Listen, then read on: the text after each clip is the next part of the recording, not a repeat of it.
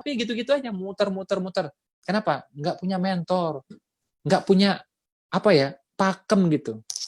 What to do nggak paham semua gitu. Jadi ya jalan aja gitu, ngalir aja gitu. Sebagian berhasil, tapi sebagian besar nggak berhasil. Coba lihat di sekitar kita, ya banyak yang kayak gitu. Ya buka awal-awal bagus, ketika SMP, SMA, saya punya teman tuh, ya dia buka ini jual bensin pinggir jalan. Oh bagus kan, entrepreneurship kan, bagus gitu. Tapi begitu saya tamat kuliah, ketemu dia masih jual juga. Wah ini nggak benar menurut saya. Saya udah nikah, saya pulang ke kota saya, lihat dia masih jual juga. Ah ini nggak belajar menurut saya. Jadi awal-awal itu bagus, udah apa? Udah berani ya mengasah entrepreneurship. Tapi udah sekian tahun, masa gitu-gitu aja? Bawa ya berkembang dong, ya kan? Nah, kenapa bisa seperti itu aja? Dia nggak paham karena nggak belajar, nggak punya mentor, nggak tahu pakem apa yang harus dilakukan, gitu. Nah, kampus Umar Usman itu saya rancang untuk itu. Jadi bantuin orang ya biar dia ngerti what to do semuanya. Ya. Jadi memang awal-awal itu kita mesti berani ya pakai otak kanan. Tapi setelah itu kan mulailah dengan yang kanan, kemudian iringi dengan yang kiri. Kiri ini hitungan, analisa, terstruktur dia. Ya, makanya nggak mau pakai kiri juga repot, susah besarnya. Ya. Nah, makanya kita bikin kampus ini Umar Usman, filosofinya dari Umar dari Usman. Umar itu kaya luar biasa. Ya. Ketika beliau meninggal, beliau itu kan rajin sedekah, rajin wakaf. Mana mungkin seorang Umar menumpuk-numpuk harta? Nggak mungkin. Beliau itu aja makan lauk cuma satu. Walaupun 2, 3 itu halal, tapi nggak mau beliau. Halal dan berkah. Ya, lauk 2, halal dan berkah. Gitu. Ya. Tapi beliau nggak mau. Kenapa? Jaga diri. Takut terlena dengan makanan, dengan dunia. Lauknya satu. Padahal kaya nggak? Ya kaya Umar bin Khattab itu. Ketika beliau meninggal, ya udah rajin sedekah nih, ya sudah rajin sedekah, rajin wakaf, itu properti ya yang tertinggal, yang tersisa itu 70.000 unit. Kata siapa? Kata Dr. Jaribah, ya penulis buku Fikih Ekonomi Umar. Ya baca bukunya, 1.000 halaman lebih. Jadi sisa properti 70.000 unit. Kita properti cuma satu, KPR 15 tahun. Gak lunas-lunas, tenor lagi. Ya kan? Itu pun di pelosok-pelosok mana itu. Ya. Beliau Masya Allah gitu. Beliau ini ketinggalan sholat berjamaah aja, itu propertinya sedekahin. Umar itu. Ya, asik dengan sedekah, asik dengan wakaf gitu. Masih tersisa. Ini sisa, 70.000 itu sisa. Utsman, propertinya Pak, 2 gunung. Ya, Pegunungan Aris dan Khaybar. Itu Utsman. Ya, jadi kaya-kaya. Makanya orang Islam kadang-kadang anti dengan kekayaan itu saya bingung. Nabimu siapa saya bilang? Ya. Nabi itu pernah miskin, pernah kaya, tapi lebih lama kayanya. Wong dagang 25 tahun, Nabi kan merantau kan, gitu. Ya, ikut sama awalnya kan beliau nggak ikut sama pamannya kan, tapi begitu yatim piatu, ya lihat pamannya dagang gitu, ya dia bilang apakah engkau sampai yatim meninggalkan aku begitu saja di sini sendiri. Pamannya nangis kan, langsung diajak dia. Tapi itu pengalaman besar bagi dia. Seorang Muhammad cilik ya akhirnya dagang sampai mana? Bahrain, sampai Syam, sampai Busra, mana-mana. Antar kota, antar negara. Masih kecil. Ya, masih kecil. Dan perjalanan, Masya Allah, bukan pakai bis AC. Ya, nggak ada bis, nggak ada AC. Naik apa ya? Naik onta, naik kuda kan? Perjalanan berbulan-bulan, panas-panas luar biasa. Fisik ketempa, mental ketempa. Ya, dagang beneran. Makanya seorang nabi pun punya mentor. Mentor bisnisnya siapa? Pamannya kan? Kemudian siapa mentor bisnisnya? Istrinya, Khadijah. Hoshokuro Aminoto punya mentor juga. Soekarno ya itu punya mentor juga. Siapa? Hoshokuro Aminoto. Baca sejarahnya. Filmnya ada, di bukunya ada juga. Ya, itu kan lama beliau tinggal di rumahnya Hoshokuro Aminoto. Ya, Soekarno. Ya, Soekarno muda ya waktu itu ya magangnya di Hoshokuro Aminoto. Gitu. Ya, Robert Kiyosaki punya juga mentor kan? Rich Dad, ya ayah kayanya. Ya. Nah, jadi ini saya lihat nih di mana-mana gitu ya. Ini di mana-mana begitu kita merantau ini ya itu efeknya itu bagus sekali. Dan kita sebagai orang beriman jangan anti dengan kekayaan. Nabi itu lebih lama kayanya ketimbang miskinnya. Pernah miskin pernah ketika jadi penggembala. Terus kapan lagi ketika beliau diboikot perdagangannya. Jadi pernah miskin gitu, tapi lebih lama kayanya. Uang dagangnya 25 tahun. Jangankan Nabi, orang biasa lah. Ya orang biasa gitu, orang Depok, orang Bekasi ya, dagang 25 tahun. Mungkin nggak miskin terus? Mungkin nggak kira-kira? Nggak mungkin. Kalau dia jujur, gigih, mau belajar, mau bertumbuh, saya yakin 25 tahun pasti kaya. Pasti, udah insya Allah. Ya ini logika, hukum alam mengatakan orang biasa pun nih kayak kita nih, ya kayak kita di sinilah, ya jujur, gigih, mau belajar, ya mau bertumbuh, ya pasti kaya kan. Apalagi Nabi, jujurnya luar biasa, gigihnya luar biasa, ya makanya ya kaya. Mas kawin yang pada Khadijah puluhan onta, tertulis di macam-macam kitab, dikutip sama Ustadz Abdul Somad. Ketika menikahi Aisyah, 500 dirham mas kawinnya, ya hadis riwayat Muslim. Ini kita selalu cerita Nabi miskin, Nabi miskin. Yang ngomong itu kenapa? Ustadznya miskin soalnya. Jadi itu saling menghibur mereka kan, sama-sama orang miskin itu kan. Jadi kita miskin ya terus itu. Kalau mau cerita tuh yang benar, pernah miskin, pernah kaya. Ya, kapan miskin? Ketika jadi penggembala. Apalagi ketika diboykot. Cuma Nabi ini walaupun kaya, gaya hidupnya sederhana. Ya, ontanya terbaik Al-Qaswa, baju perangnya terbaik, pedangnya terbaik. Nggak percaya pergi ke Turki. Ada pedang beliau berbalut emas dan berlian. Disimpan di Museum Topkapi, lihat pakai mata kalau nggak percaya. Ya. Baju perangnya ada, pedangnya ada. Ya. Nah, tapi itu buat perjuangan, buat dirinya sederhana, baju sederhana, tambal-tambal nggak masalah, ya kan? Makanan dia kasih orang, dianya puasa, alas tidur pakai pelepah daun kering, gitu kan? Nggak bisa tidur ya kalau ada 1 dinar di rumahnya. Itu Rasulullah gitu. Sangat kaya tapi sangat sederhana. Kaya melalui apa? Perniagaan, 1. Kedua, melalui pernikahan. Kenapa? Begitu nikah, istrinya lebih kaya. Khadijah itu, ya kalau di Mekah nih ya, di hadapan orang saat itu, ya itu Khadijah lebih terhormat ketimbang seorang Muhammad muda. Sekian persen ya harta yang beredar di Mekah, itu sekian persen adalah miliknya Khadijah. Ya. Dan seorang Muhammad muda salah satu yang memutar bisnisnya itu. Ya. Jadi begitu nikah sama Khadijah lebih kaya, makin kaya. Jadi kaya 3 nih, karena perniagaan, karena pernikahan, yang ketiga karena apa? Karena kenabian. Loh, jadi Nabi kok kaya? Ya kaya. Nanti ada tuh, buka di Al-Quran, ada. Ya, ghanimah 1/5 haknya Rasul. Ghanimah 1/5 haknya Rasul. Tapi ini Rasul ini kan beda sama kita. Nggak mungkin harta ghanimah itu ditumpuk, kan nggak mungkin. Beliau sedekahkan lagi. Bahkan anaknya, menantunya nggak boleh. Ya, Fatimah nggak boleh ambil, Ali nggak boleh ambil gitu. Karena apa? Fitnah soalnya. Wah, mentang-mentang anak Nabi, mentang-mentang menantu Nabi. Enggak kan? Gitu. Makanya Fatimah tuh sampai kulitnya kasar gitu kan, karena mengerjakan sendiri semuanya.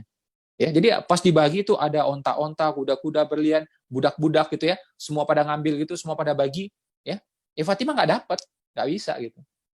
Ya. Nah, jadi Nabi sangat kaya tapi sangat sederhana. Itu sejarah. Ini kadang-kadang sebagian Muslim kita coba lihat ustaz-ustaz kita, itu sebagian anti sama kekayaan. Nanti kalau saya tanya bingung. Sebagian tuh saya tanya Ustaz, kalau dagang gimana? Boleh nggak Ustaz? Oh, dagang sunnah. Bagus itu, Masya Allah. Bagus, bagus. Oke. Dagang boleh? Boleh. Bagus gitu. Ya. Kalau kaya gimana? Waduh, kalau kaya itu nanti ya, panjang ceritanya. Padahal konsekuensi dari dagang itu kaya. Benar nggak? Ginilah, konsekuensi dari belajar itu pintar. Jadi kalau orang di-push untuk belajar, otomatis pintar. Nggak bisa ini di-push, tapi nggak boleh pintar. Nggak bisa. Kamu tetap bodoh ya, tapi rajin belajar. Tapi bodoh loh, ya nggak bisa. Orang belajarnya pintar gitu. Ya, sama juga konsekuensi dari dagang itu pintar. Konsekuensi dari dagang itu kaya.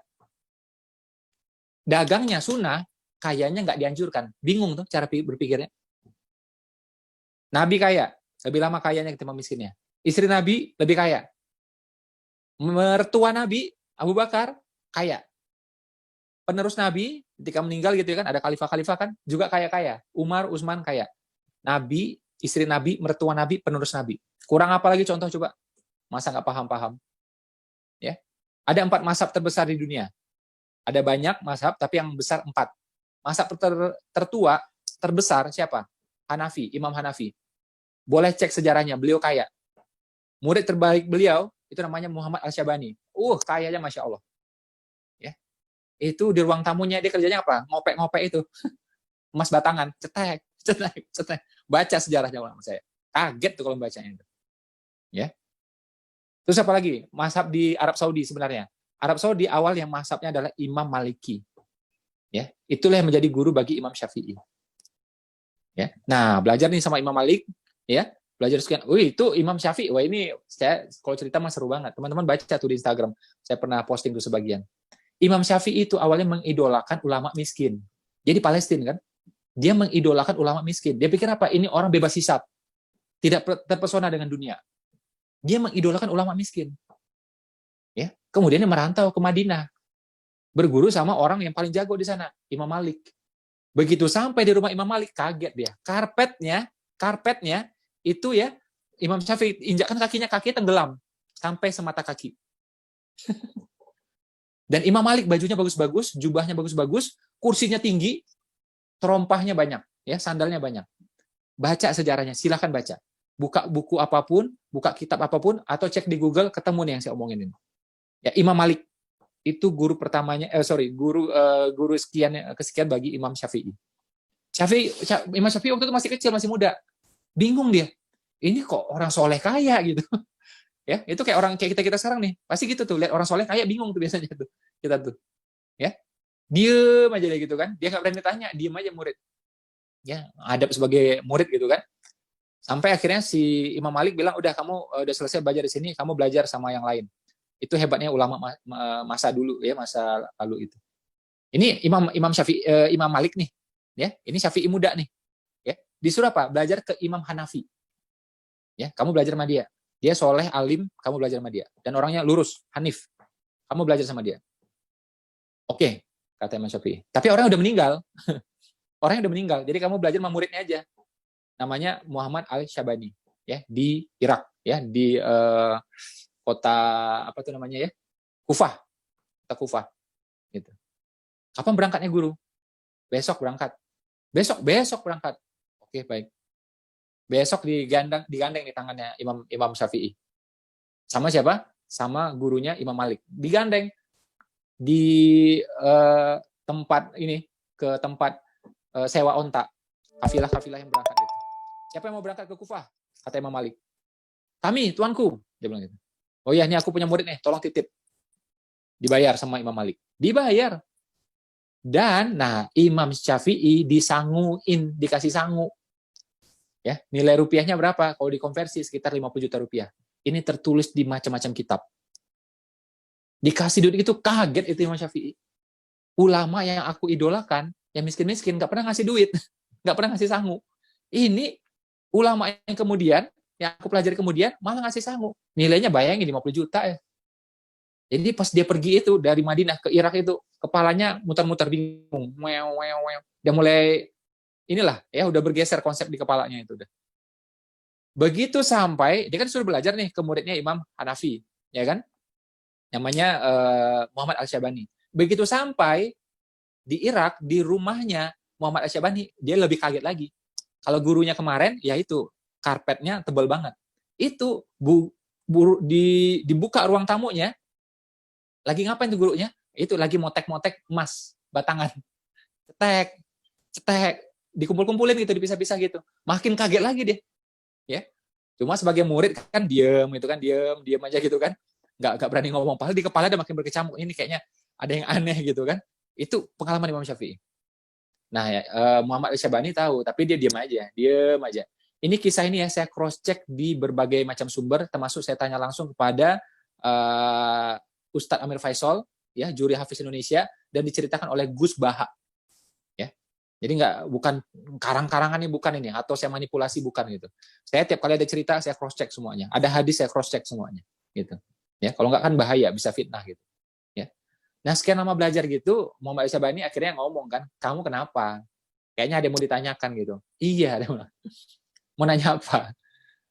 Dia ngomong pendek aja Imam Syafi'i. Ya, waktu itu belum disebut imam itu ya, dipanggil Syafi'i aja gitu kan.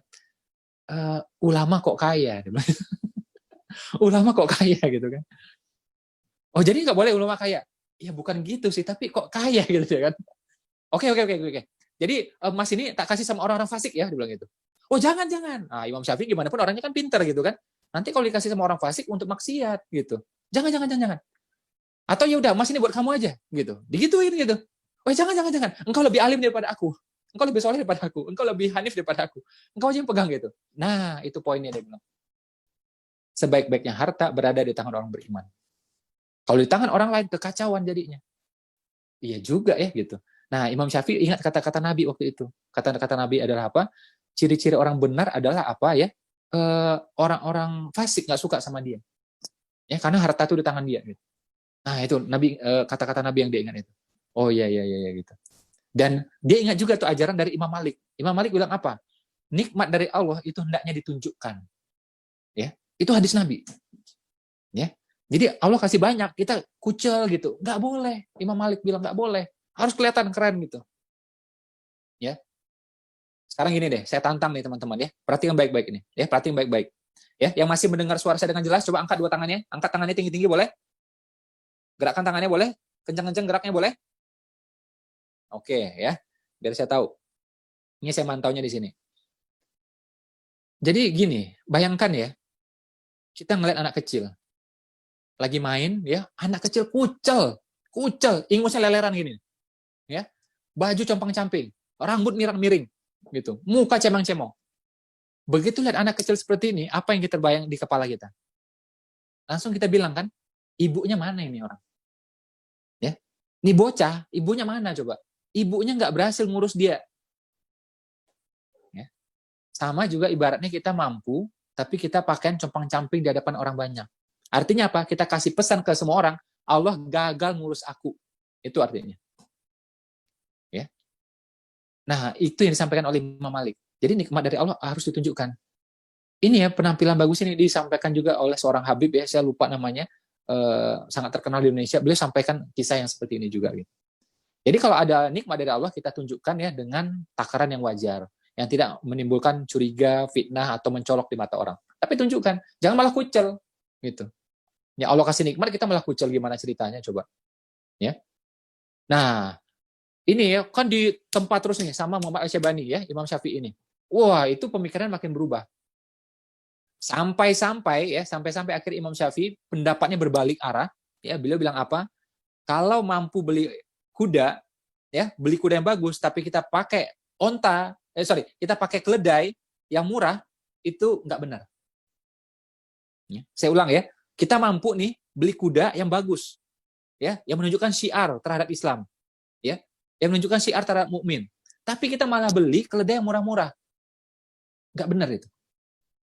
Sampai Imam Syafi'i ngomong seperti itu, coba. Itu pendapat populer ya di kitabnya dia. Ya. Jadi beliau bungkus dengan kalimat pertama bunyinya, Islam itu mulia, tidak ada yang menandingi kemuliaannya, makanya hendaknya kemuliaan itu ditunjukkan pada Islamnya dan pada orang Islamnya. Sampai kayak gitu coba. Nih, saya ulang ya. Nabi, istri Nabi, mertua Nabi, penerus Nabi, ya, kaya semua. Imam Hanafi, Imam Malik, kaya semua. Ya. Ada 10 orang yang dijamin masuk surga, hampir semuanya kaya. Oke, penyebar agama Islam di Nusantara, saudagar-saudagar kaya-kaya. Wali Songo, wali yang pertama siapa? Maulana Maghribi, pengusaha kaya. Baca sejarahnya, beli bukunya kalau nggak percaya. Pengusaha kaya, Maulana Maghribi, jago dia 3 hal. Perniagaan, irigasi, pengobatan. Ya, makanya ada putri raja ya sakit diobatin sama dia. Dia jago pengobatan, jago irigasi. Jawa Timur waktu itu kering, dibikin irigasi sama dia, lancar lagi. Ya, makanya orang sering curhat sama dia. Akhirnya apa? Dia digelari sebagai kakek bantal. Kenapa? Tempat sandaran bagi orang banyak. Jago dagang, jago irigasi, jago pengobatan. Maulana Maghribi, ya. Saya 2 kali ke makamnya beliau. Ya, wali pertama dalam Wali Songo. Jadi Wali Songo itu yang pertama kaya, tahu nggak? Ya, pendiri NU, pengusaha kaya. Pendiri Muhammadiyah, pengusaha kaya. Serikat Dagang Islam, kumpulan orang-orang kaya. Dari A sampai Z nih, penyebar agama Islam juga ya, saudagar-saudagar kaya. Dari A sampai Z ini kaya semua. Terus ente miskin. Contoh dari mana coba? Contoh dari mana, woi? Jawab. Ya. Ada orang bilang, oh Mas Ipo, tapi jangan salah, Bilal juga miskin, ya, tapi beliau mulia. Betul, saya nggak berani bantah. Nggak ada yang bisa menandingi kemuliaan Bilal. Tapi Bilal dibebaskan oleh Muslim yang kaya. Namanya siapa? Abu Bakar. Kalau Anda sekarang milih, mau jadi apa? Mau jadi Bilal yang dibebaskan atau jadi Abu Bakar yang membebaskan? Mau pilih yang mana coba? Coba jawab. Jawab sekarang coba. Pilih mana coba? Mau jadi Bilalnya atau Abu Bakarnya yang membebaskan? Nah, itu namanya tangan di atas. Ya, itu namanya tangan di atas. Ya. Nah, ini kita udah bahas nih sebenarnya ada 3 poin nih ya. Jadi ada 5M tadi ya, itu nggak terasa kita udah bahas beberapa ya. Jadi pertama tentang merantau ya. Itu juga statistik menunjukkan orang merantau lebih sukses. Kedua, kita bahas tentang mentor, gitu ya. Jadi Imam Syafi'i juga punya mentor, namanya siapa? Imam Malik dan muridnya Imam Hanafi.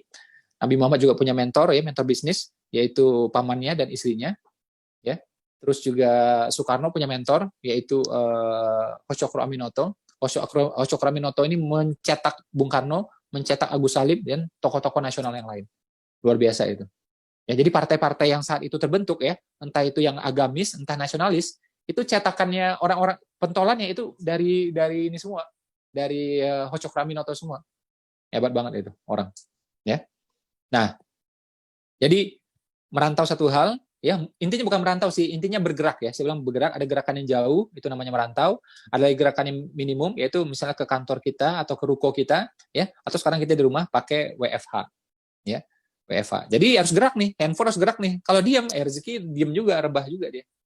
Kemudian punya mentor, ya, punya mentor, dan yang berikutnya ini ada nah, yang ketiga nih kita bahas sekarang tentang meaning, ya, tentang meaning, ya. Silakan dicatat, ya. Tadi pertama soal move, kedua tentang mentor, kemudian, ya, sekarang ini tentang meaning, ya, tentang meaning. Jadi alasan kita buka usaha, mendirikan perusahaan itu mesti kuat. Meaningnya apa? Mau apa gitu? Apakah sekedar cari makan? Apakah sekedar cari duit? Kalau sekedar cari duit, ya nggak ada bedanya kita sama maling juga kayak gitu kan. Kalau sekedar makan, ya mohon maaf kata Buya Hamka, kalau sekedar makan, babi hutan juga makan, gitu. Ya. Kalau sekedar makan, babi hutan juga makan. Kalau sekedar kerja, kera juga kerja. Bukan kata saya, itu Buya Hamka yang ngomong. Jadi kalau mau tersinggung, mau marah sama beliau. Bukan saya yang ngomong. Ya. Artinya apa? Kita orang beriman mesti punya makna yang lebih. Ini bisnis buat apa gitu. Ya. Nah, kita percaya bahwa bisnis adalah bagian dari syiar. Bisnis adalah ibadah. Ya kan? Pedagang yang jujur dan amanah itu nanti tarafnya sama kayak syuhada. Ya, dikumpulkan bersama syuhada. Hadis sahih. Dan yang dibilang profesi yang bisa ngumpul sama syuhada cuma itu pedagang yang jujur dan amanah. Enggak ada profesi yang lain. Astronot yang jujur dan amanah akan berkumpul bersama syuhada. Enggak ada hadisnya. Petani atau nelayan, enggak ada. Peneliti, enggak ada. Ya, atau motivator, enggak ada juga. Ya, motivator yang jujur dan amanah nanti ngumpul bersama syuhada, enggak ada hadisnya. Yang ada hadisnya adalah pedagang yang jujur dan amanah. Pedagang. Ini gara-gara nih hadis, ya, ini otak saya mikir sekian tahun. Kok bisa? Kenapa pedagang aja gitu? Ya. Ini kadang-kadang orang, anak-anak muda suka komplain-komplain gak jelas gitu. Oh, saya nggak punya bakat, Pak, jadi pengusaha. Saya bilang kita mau usaha, mau bisnis, bukan ajang pencarian bakat. Saya bilang, udah usaha mau usaha aja. Tapi saya nggak punya garis keturunan, Pak. Kalau ngomong keturunan, kita semua jadi pelaut, saya bilang. Karena katanya itu nenek moyang kita seorang pelaut. Ya, jadi nggak usah ngomong garis keturunan, saya bilang. Ada yang ngomong garis tangan, saya nggak ada garis tangannya, Pak. Itu ya, saya ketemu motivator namanya Nick Fujicik. Kakinya nggak ada, tangannya nggak ada. Jadi Anda kalau ngomong sama dia tentang garis tangan, dia tersinggung pasti itu. Uang tangan aja nggak ada, apalagi garis tangan. Ya kan? Nah, jadi mau jadi pengusaha nggak ada urusannya dengan garis tangan, keturunan, ya, itu semua nggak ada, gitu. Ya. Nah, jadi ya balik ke yang pembahasan tadi itu, ya, kita mau dibawa kemana nih bisnis? Mau maknai sebagai apa gitu? Ya. Nah, kita percaya ini adalah dalam rangka ibadah. Kenapa ibadah? Mencukupi diri kita, mencukupi keluarga kita. Kita bisa bantu sesama, bisa nyalurkan ke dompet duafa, ke lembaga yang lain. Itu ibadah semua. Ya. Kampus Umar Usman bisa berdiri kenapa? Karena pengorbanan orang 7 tahun, 8 tahun yang lalu. Kita urunan sama-sama, kita keluarkan uang sama-sama, berdiri itu kampus. Kampus Umar Usman. Ya. Sekarang angkatan ke-8, alhamdulillah. Ya. Saya ngajar di sana. Jagoan-jagoan yang lain, pengusaha-pengusaha lain juga ngajar di sana, alhamdulillah. Ya, ada Mas Jaya Setiabudi, ada Mas Mono, ada macam-macam, ngajar semuanya. Nggak ada motivasi uang. Pokoknya semata-mata pengen ngajar. Waktu itu bintang tamunya yang sebelumnya ada itu Pak Mardigu juga waktu itu. Ya. Alhamdulillah. Ya, jadi karena melihat visi kita, ya orang pada mau gitu. Pada datang ngajar yang nggak ada mikir uang. Bahkan Pak Tung Desem Waringin, ya, walaupun jelas-jelas beda iman dengan saya, ya, walaupun jelas-jelas beliau Chinese, beliau nggak keberatan ngajar waktu itu 4 jam beliau ngajar nonstop. Ya. Karena melihat visinya kita, akhirnya apa? Donasi waktu itu puluhan juta. Ya. Nah, jadi itu. Jadi mau dibawa kemana nih bisnis gitu? Hati-hati, ya, hati-hati. Kalau dalam Islam itu niat lebih utama daripada amal. Niat lebih dinilai. Makanya nggak boleh sembarangan. Amal kita, langkah kita, action kita kadang salah, tapi niat tidak boleh salah. Ya, jadi niat ini semacam visi. Ya, jadi harus benar, harus kuat. Saya ulang ya karena penting. Niat itu semacam visi. Harus benar, harus kuat. Ada orang niatnya benar, tapi nggak kuat. Gampang miring di tengah jalan. Ya. Ada niatnya kuat, tapi salah. Ngawur juga kan. Makanya harus benar, harus kuat. Ya. Istilah saya itu baku, ya, benar kuat, baku gitu. Ya. Visi perusahaan itu kayak niat lah. Jadi niat itu visi, visi itu niat. Cuma perusahaan punya istilah yang lebih canggih namanya yaitu tadi. Oke. Nah, kita nih hampir selesai ya, sekitar 15 menit lagi ya. Saya waktu itu ketemu ya sama ya sebenarnya ada gambarnya ya, tapi nggak usah kita tunjukin. Nanti kalau mau minta juga WA panitianya, nanti dikirim nih slide-slide-nya pakai WA aja semuanya. Saya waktu itu dapat kesempatan nginap di rumah keluarga Toyota. Ya, jadi pendiri Toyota. Ya, generasi ketiga. Generasi pertama udah meninggal, kedua meninggal, yang ketiga ini masih ada. Kakek-kakek ya udah usia 70-an. Tapi masih aktif ya sebagai salah satu direktur di Toyota. Ya, kalau nama asli beliau adalah Toyoda. Ya, Toyoda, nama perusahaannya Toyota ya pakai T. Kalau nama aslinya pakai D ya, Delta. Saya nginap di rumah beliau 2 hari 2 malam bersama istri. Jadi mereka itu ya memaknai hidup bisnis itu bukan sekedar profit, beneran. Jadi istrinya itu bertugas ya keliling kemana-mana, ngapain? Menginternasionalisasi nilai-nilai Toyota. Jadi bukan jualan, tapi nilai-nilainya. Jujur, kerja keras, kreativitas, inovasi, mau berubah, ya welcome terhadap perubahan. Kayak gitu tuh. Jadi menginternasionalisasi nilai-nilainya. Karena Toyota ini menjadi sesuatu yang sangat wow gitu. Toyota bukan lagi nama perusahaan, tapi nama kota. Ya, saya tinggal di situ waktu itu. Nama kotanya adalah apa? Ya Toyota City. Gitu. Jadi dia berpikir udah besar banget. Ya, jangan heran akhirnya Toyota juga besar. Saya waktu dengar cerita dari beliau, ya lihat sambutan dari beliau, saya langsung, masya Allah, saya bersyukur luar biasa. Ya, sampai waktu berpisah itu saya nangis waktu itu, karena orangnya baiknya luar biasa, sangat kaya, sangat berpengaruh, ya bisa mempengaruhi dunia. Tapi ya itu nggak punya pembantu, nggak punya driver, ya nggak punya asisten rumah, semua sapu sendiri, bikin lauk sendiri, nyetir sendiri, ya baiknya luar biasa. Masakin buat saya setiap harinya waktu itu. Waduh, saya nggak tahu harus ngomong apa. Dan saya nggak keluar uang, coba. Ya. Dan yang lebih lebih crazy-nya lagi ya, begitu saya pulang, begitu saya nyampe di ini, setelah saya pelajari, ternyata mereka nggak tahu saya. Jadi mereka menyambut saya itu karena tamu aja. Karena tamu aja. Iya, dia tahu lah saya orang Indonesia gitu kan. Dia tahu saya punya perusahaan, punya bisnis itu. Tapi dia nggak tahu bahwa Ipo ini seorang penulis, followernya ada banyak. Dia nggak tahu. Jadi begitu cerita-cerita hari terakhir itu, saya tunjukkan gitu ya Instagram saya dan semuanya. Baru dia tahu. Wah, ternyata penulis. Wah, penulis besar. Wah, di situ kayak gitu. Jadi di awalnya nggak tahu itu, masya Allah. Ya. Nah, mereka punya makna hidup yang luas, ya, meaning yang luas. Bukan sekedar cari makan, bukan sekedar profit. Prof. B.J. Habibie adalah segelintir presiden Indonesia yang sedikit hatersnya. Coba sebutin deh presiden Indonesia. Banyak yang suka, banyak yang benci. Benar nggak? Dari Soekarno, Soeharto, ya, Gus Dur, Megawati, Jokowi, SBY. Banyak fansnya, banyak juga hatersnya. Yang paling dikit siapa? Prof. B.J. Habibie. Ya. Sayangnya tuh beliau singkat banget ya mimpin kita gitu ya. Padahal tuh masya Allah, kita dulu karena benci aja, wah antek Soeharto ini, antek Golkar ini gitu. Padahal dia yang berhasil nekan ya dolar tuh luar biasa dengan cepat waktu itu. Ya. Dan Indonesia demokrasi terkontrol waktu itu. Jadi demokrasinya dibolehin, bebas gitu ya, tapi terkontrol semuanya. Rupiah stabil, inflasi stabil, ya media boleh ngomong, tapi demo juga terkendali semuanya, tidak ada chaos. Itu di zamannya Habibie waktu itu. Orangnya pintar, orangnya hebat. Dan nih ya, saya kan ke rumah beliau sering ya, disambut sama beliau ya, sama teman-teman. Saya bahkan diizinkan bawa teman-teman yang lain. Ya, saya berkali-kali ke rumah beliau, dijamu makan sampai minum teh sore-sore ya, cerita berjam-jam di sana itu. Saya dengerin sendiri tuh beliau ngomong demi Allah. Ya. Yang beliau tidak ucapkan di mana-mana. Beliau ucapkan ke kita. Beliau menghabiskan waktunya setengah bersama Al-Quran. Demi Allah beliau ngomong gitu. Ya. Ya mungkin tidak selamanya ya, mungkin di tahun-tahun terakhir. Tapi beliau ngomong itu tuh sekitar 2-3 tahun yang lalu. Saya menghabiskan waktu saya, setengah waktu saya bersama Al-Quran. Dan ayah beliau itu 2 juz sehari. Kita odoj ya, one day one juz, dia enggak, 2 juz sehari. Gitu. Nah, kenapa nih orang hebat banget? Oh, ini kita kan tahunya cuma, wah menteri, oh kebetulan jadi presiden gitu. Terus juga, ngerti bikin pesawat gitu-gitu aja, pesawatnya nggak laku. Siapa bilang? Ngomong tuh ditakar, ngomong pakai ilmu. Beliau menemukan teori apa? Crack progression theory. Gara-gara teori ini, jutaan, bukan ribuan loh, jutaan penerbangan itu terselamatkan. Dulu yang jatuh itu banyak. Gara-gara ketemu teori ini, itu ngeceknya gampang. Ada kerusakan atau tidak itu gampang dicek. Ya, siapa penemunya? Seorang Habibie. Gitu. Nah, kenapa ini? Kenapa saya bahas ini?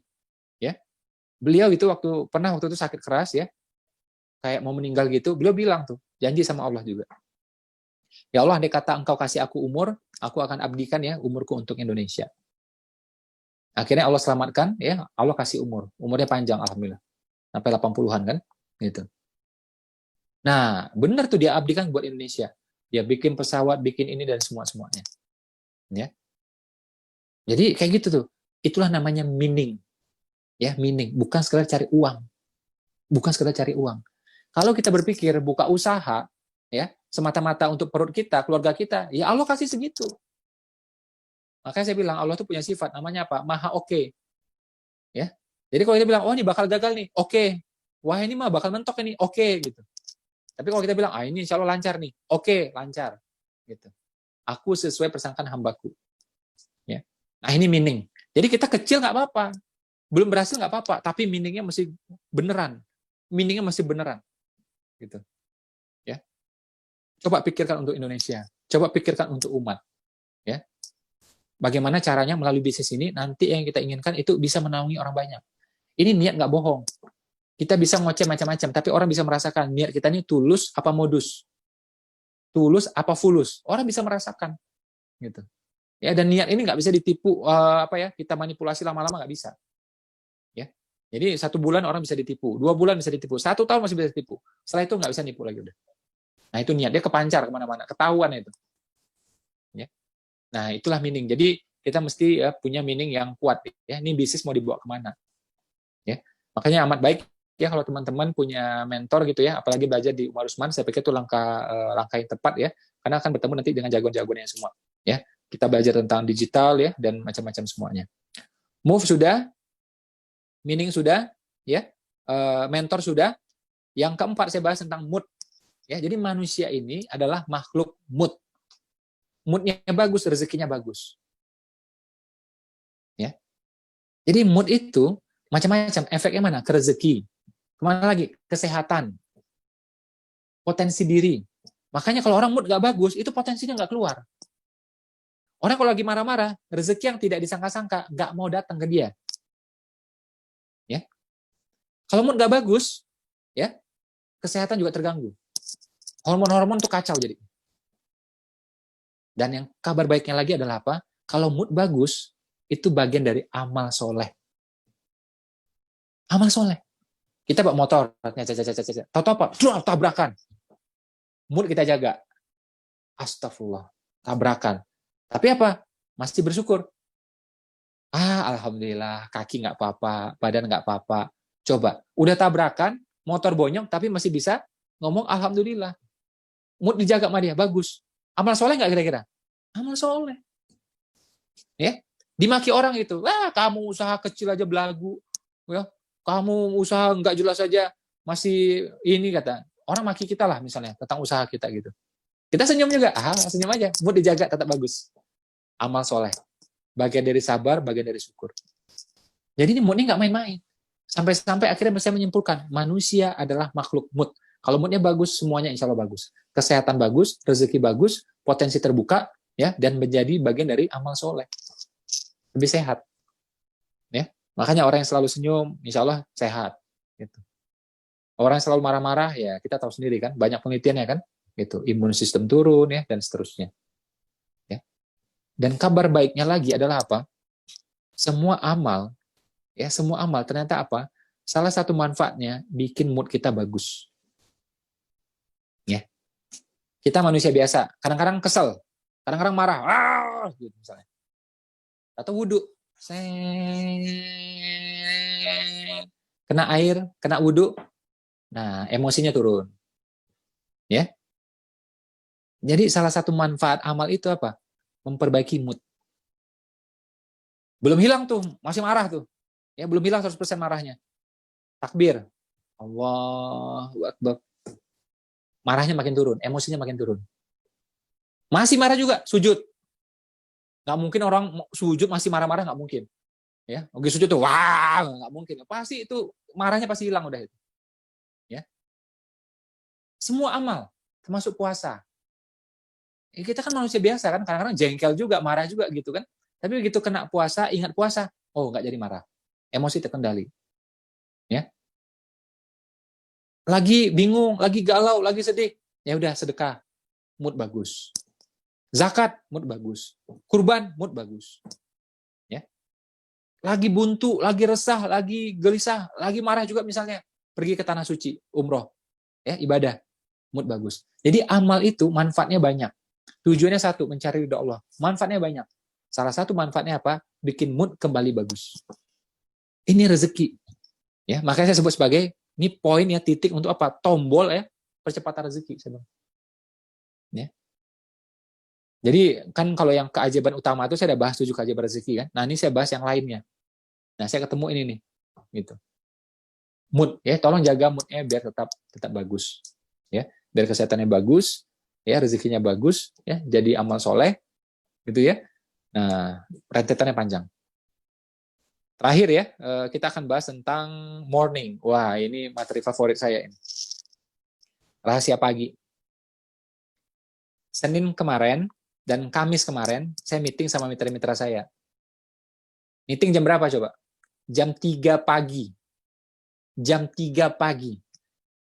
Awalnya mereka kaget, tapi happy.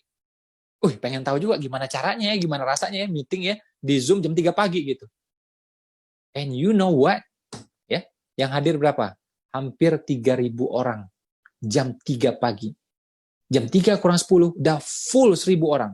Akhirnya sebagian streaming di YouTube. Ya. Hampir 3.000 orang. Senin, Kamis. Sampai-sampai, saya juga nggak sampai hati gitu. Ya. Akhirnya saya bilang, sudahlah kita bikin sekali seminggu aja deh, jangan 2 kali seminggu deh. Karena saya khawatir ada yang mungkin puasa sunnah, ya jadi terganggu, ada yang asik-asik tahajud terganggu gitu. Tapi saya bilang pada mereka yang rajin tahajud gitu kan, mereka kan hobinya tenang-tenang gitu kan, kok sekarang meeting gitu kan, ada juga mungkin lagi sahur atau meeting gitu kan. Saya bilang, kita punya teman banyak. Mereka itu ada yang belum bangun pagi, belum bangun subuh, belum bangun ya di jam tahajud, belum terbiasa juga puasa. Nah dengan cara ini mereka setidaknya dalam sekali seminggu itu terbiasa, saya bilang. Jadi kita mungkin ngalah sedikit ya, tahajudnya nggak bisa lama-lama, oke, baca Qurannya nggak bisa lama-lama gitu ya, sahurnya juga dipercepat gitu ya, tapi kita bantuin teman-teman kita yang lain. Sekali kok saya bilang dalam seminggu gitu. Akhirnya mereka mau terima. Ya, itu saya bingung, Masya Allah itu. Hampir 3.000, 2.700, 2.800 waktu itu. Ya, saya yang posting di Instagram kan cuma sebilang 1.000 kan, sebilang 1.000 lebih. Aslinya lebih, memang lebihnya itu banyak. Ya, di Zoom-nya 1.000, ya di YouTube-nya itu 1.700, 1.800 gitu.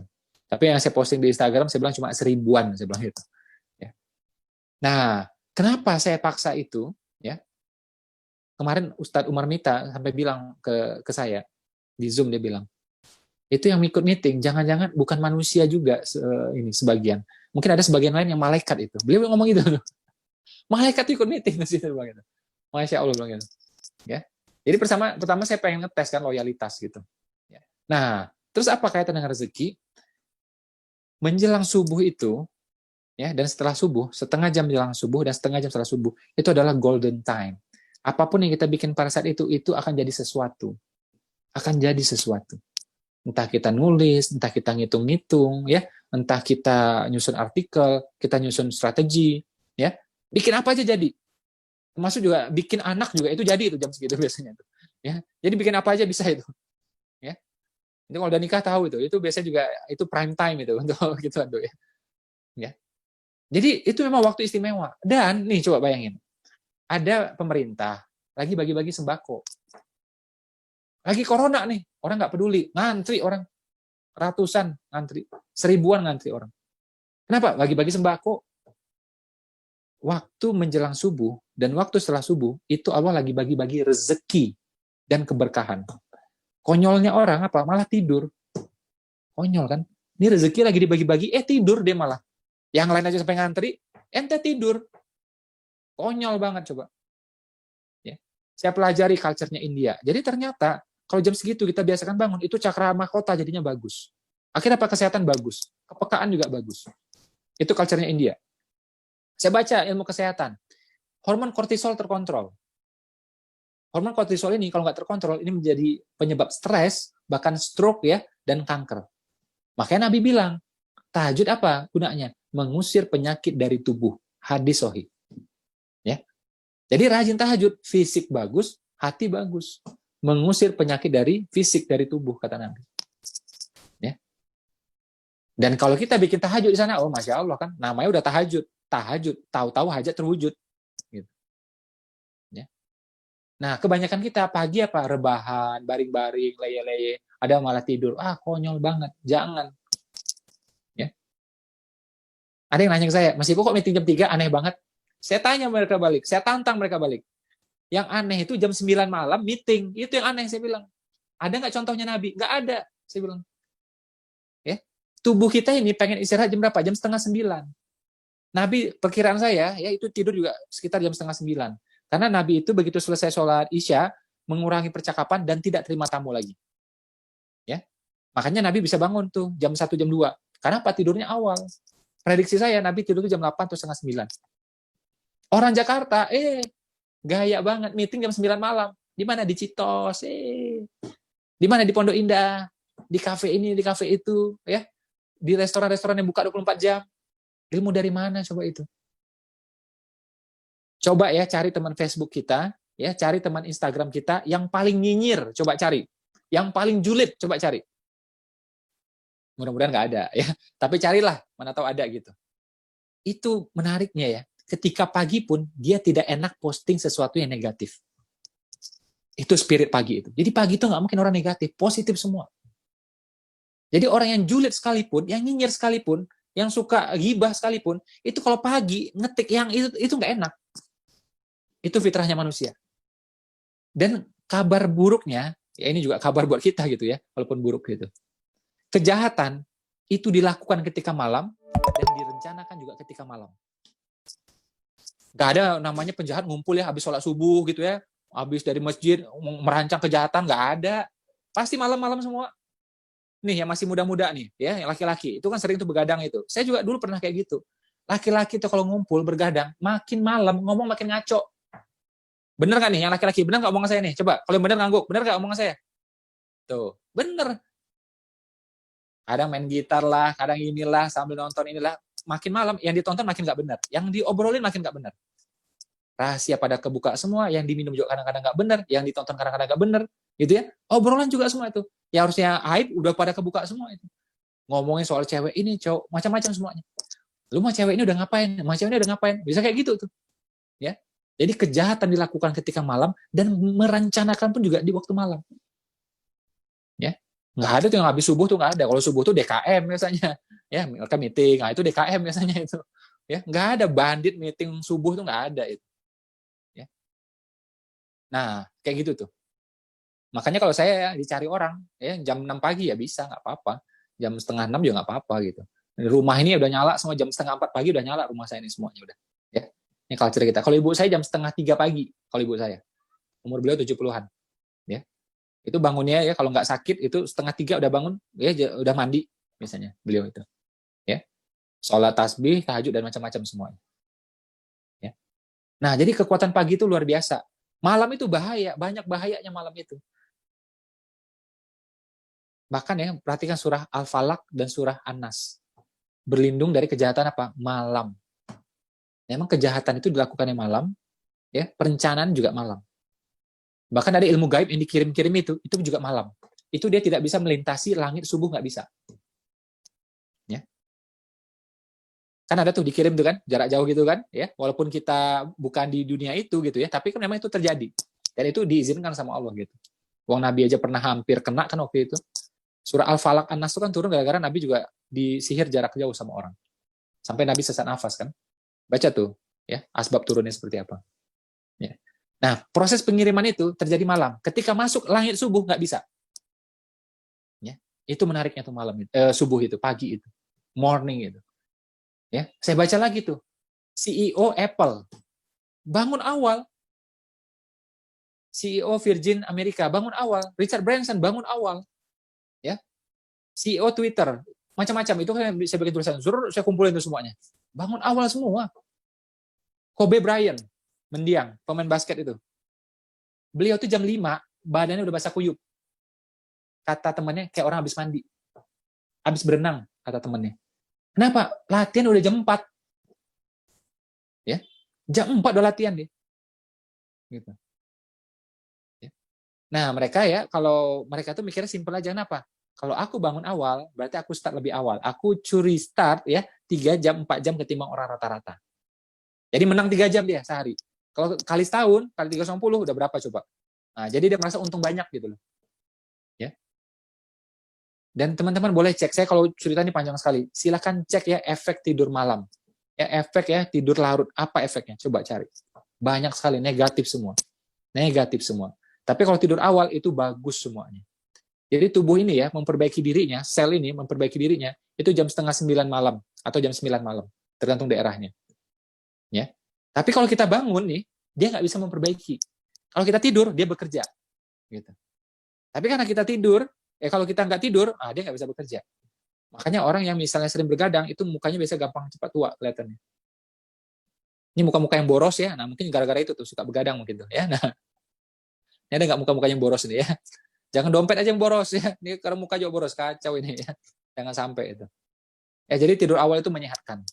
Ya, tidur awal itu menyehatkan dari segi hormon, untuk amal juga ya, dan macam-macam semuanya. Makanya orang kalau tidur awal ya bangunnya awal.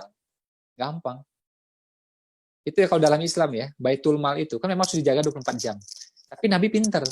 Nggak boleh satu orang atau 2 orang dijaga terus nih. Jadi dia begadang terus gitu. Jagain malam. Kasihan dia, rusak tubuhnya. Sama Nabi dibikin shift. Jadi nggak boleh orang ini berturut-turut ya begadang terus, nggak boleh. Untuk jaga Baitul Mal sekalipun. Ya. Sampai kayak gitu tuh. Nah, ini pelajaran buat kita ya. Ini pelajaran buat kita bahwa memang morning itu kekuatan pagi itu luar biasa. Ide-ide lahir. Ya, kalau kita bikin sesuatu insya Allah jadi, keberkahannya lagi bertumpuk, rezekinya lagi ketumpuk. Imam Al-Ghazali bilang, jangan kamu lebih bodoh daripada ayam. Ayam aja bangun. Jangan kamu lebih bodoh daripada ayam. Itu Imam Al-Ghazali ngomong. Ya. Karena apa? Ayam aja tahu ini lagi bagi-bagi rezeki, bagi-bagi berkah.